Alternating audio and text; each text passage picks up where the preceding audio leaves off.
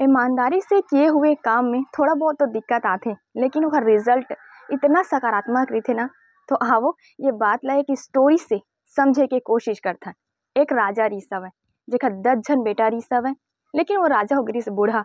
त सोचते कि 10 राजकुमार में से कोई एक राजकुमार ला ए राज्य के राजा बना हो, लेकिन वो ईमानदार होना चाहिए। तो राजा बहुत सोचते और सोचे के बाद ये फैसला लेते।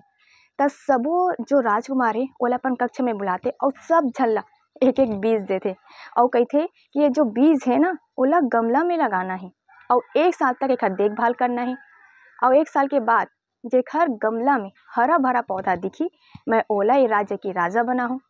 अब सब राजकुमार मन तो बड़ा खुश हो जाते। और जो छोटे राजकुमार रहते ना वो थोड़ा सा सीधा साधा और ईमानदार रहते। तब सब राजकुमार मन वो बीज ला अपन गमला में लगाना चालू कर देते। अच्छा से 1 साल तक देखभाल भी करते। लेकिन जो छोटे राजकुमार बीज लगा रहे थे उनमें तो पौधा आए च नहीं रहा और बाकी 9 राजकुमार के जो गमला में पौधा पनप चुके रही थे। अब राजकुमार थोड़ा सा दुखी रही थे, छोटे राजकुमार, लेकिन बाकी राजकुमार तो बड़ा खुश रहे थे खबर की ओकर गमला बीज से पौधा निकल चुके रही थे। अब 1 साल पूरा भी हो जाते। अब सब राजकुमार मन अपन गमला ले लेके राजा के पास जाते।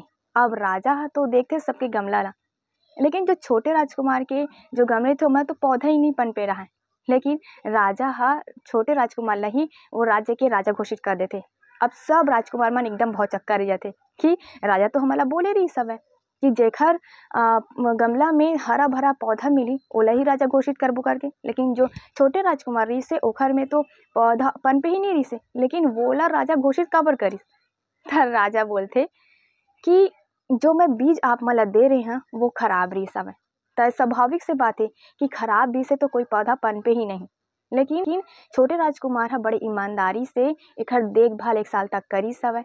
और जब पौधा नहीं फिर भी ये वो नहीं करी से बेईमानी भी नहीं करी सब है। तब ये कहानी से मतलब यही सीख बार मिलते कि कुछ भी हो जाए ईमानदारी कभी छोड़ना नहीं चाहिए। जय जोहार।